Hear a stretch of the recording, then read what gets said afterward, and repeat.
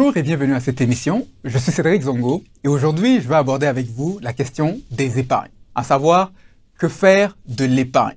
Et nous allons également traiter d'investissement.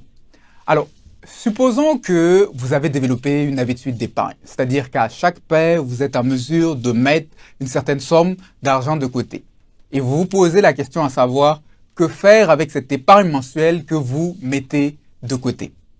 Alors, si présentement, vous avez des dettes à la consommation, votre premier objectif en matière d'épargne, c'est de vous constituer ce que j'appelle un mini-fonds d'urgence, soit une petite épargne en fait équivalente à 50% de vos dépenses mensuelles essentielles afin de faire face à certaines petites urgences en fait qui pourraient arriver.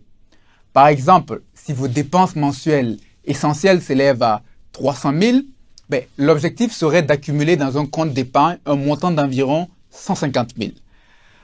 Pendant que vous constituez ce mini-fonds d'urgence, vous allez effectuer en fait les paiements minimums qui sont requis sur vos dettes.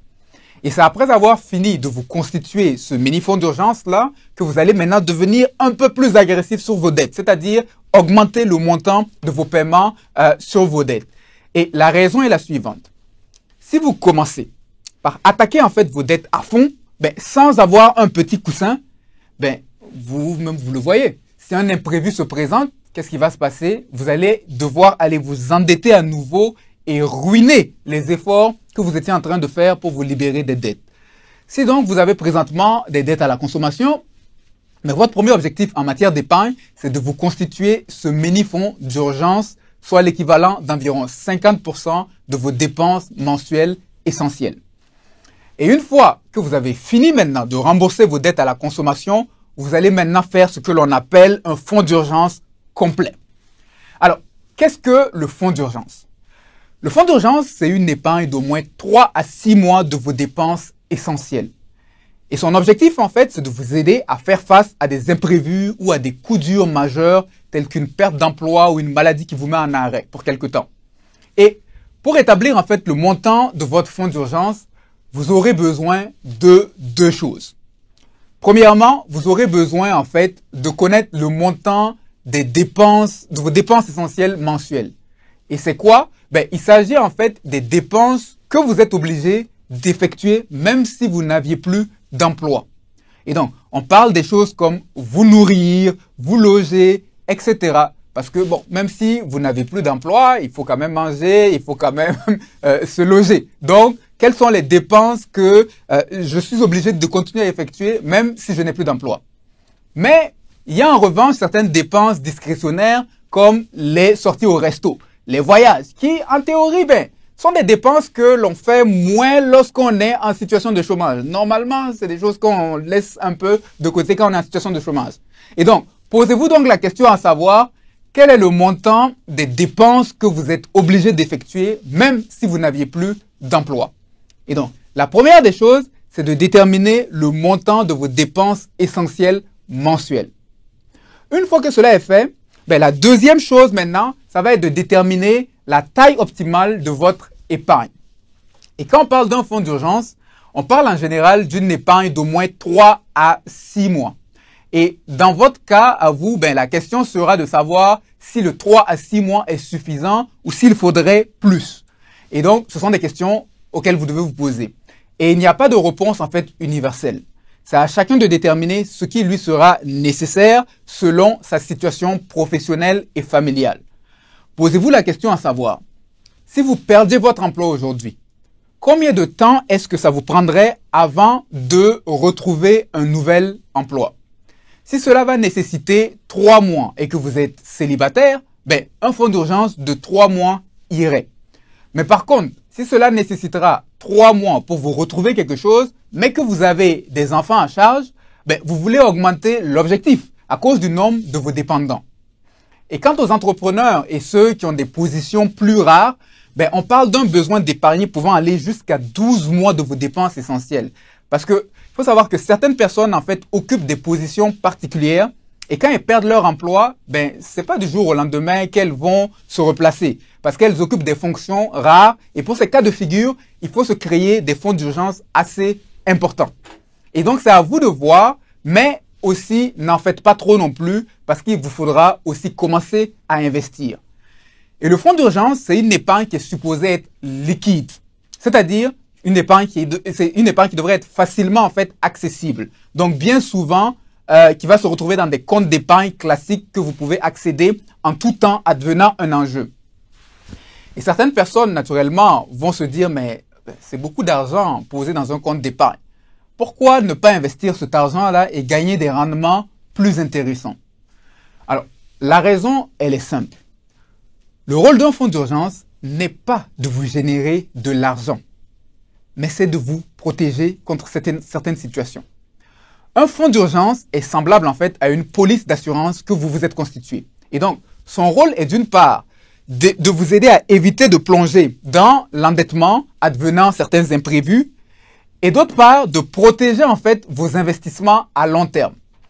Et en matière d'investissement, il faut savoir que l'argent en matière d'investissement se gagne à long terme.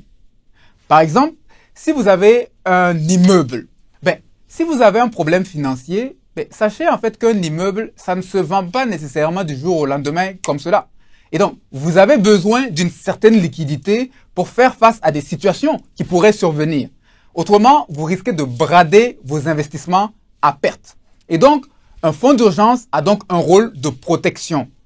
Un rôle de protection contre l'endettement et un rôle de protection pour vous éviter de brader vos investissements. Alors, une fois qu'on a fait un mini fonds d'urgence et qu'on a fait un fonds d'urgence complet, le troisième objectif à viser, c'est d'épargner pour les projets majeurs. Et quand on parle de projets majeurs, on parle par exemple d'épargner en vue de l'acquisition d'une maison. En gros, ce sont les épargnes pour l'achat des big items. C'est un peu les objets coûteux. La quatrième la quatrième chose à faire avec ces épargnes, c'est d'épargner pour investir. Et cela peut se faire simultanément en même temps que l'épargne en fait pour les projets majeurs.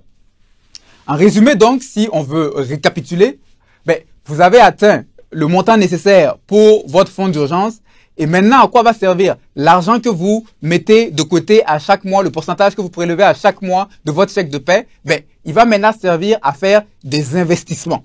Et donc, investir pourquoi?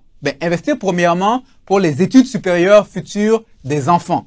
Parce que, c'est pas au moment où les enfants veulent aller à l'université qu'on commence à penser à comment on va payer l'université. On commence à le prévoir dès qu'ils sont petits. Et ainsi, avec des petits montants à chaque mois, mais sur une longue période de 10 à 20 ans avant qu'ils ne commencent l'université, vous avez le temps de faire une certaine cagnotte qui pourra grossir grâce aux investissements et aider au financement des études supérieures de vos enfants plus tard. La deuxième raison d'investir, c'est afin de créer de la richesse et de préparer votre retraite. Comme vous le savez, il est très rare de voir des gens qui, à leur retraite, en fait, obtiennent une pension équivalente à 100% du revenu qu'ils gagnent. Il est donc de votre responsabilité, durant votre vie active, d'investir afin d'avoir des revenus complémentaires qui vont venir s'additionner à vos pensions de retraite. Et aussi, investir pour créer de la richesse et laisser un héritage à des générations futures, comme le dit le proverbe 13 au verset 22, dans la version française courante qui dit « L'homme de bien laisse un héritage à ses descendants ». Et donc, en matière d'investissement, il faut savoir qu'il y a 3 domaines classiques. Il y a la bourse, qui pour moi est un domaine intéressant, mais qui est mal connu et sous-exploité dans nos communautés. Alors qu'avec un faible capital, vous pouvez commencer à investir en bourse en vue de générer des rendements à long terme sans avoir à quitter votre emploi ni à avoir à consacrer beaucoup de temps en plus de votre emploi. Et donc, tout ce que vous avez à faire, par exemple, c'est de vous rendre sur le site de la BRVM, la Bourse régionale des valeurs mobilières, et d'aller dans leur section courtier afin de trouver le nom d'une société avec laquelle vous pouvez faire affaire selon votre pays de résidence. Et pour ceux qui me suivent à partir de l'Occident, particulièrement de l'Amérique du Nord, vous pouvez bien souvent le faire, investir en bourse en contactant vos banques ou en faisant affaire avec des plateformes comme Wealthsimple, Questrade, etc. Le deuxième pilier d'investissement, c'est l'immobilier.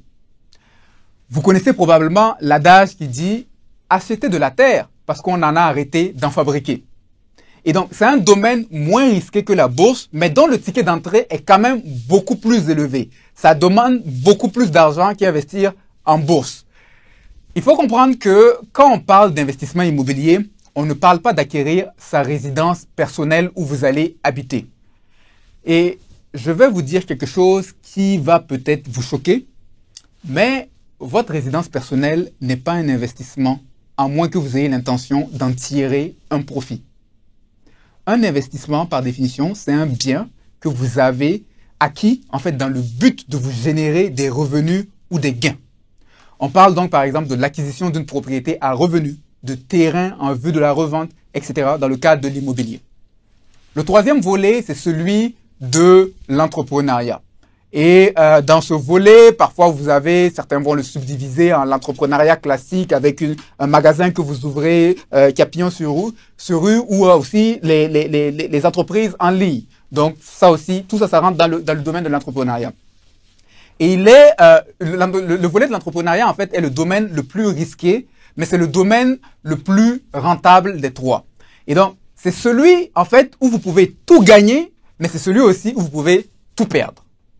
Donc, il n'y a pas de plafond vers le haut, mais il n'y a pas de plafond, il n'y a pas de plancher non plus vers le bas. Donc, vous pouvez tout gagner, mais vous pouvez aussi tout perdre.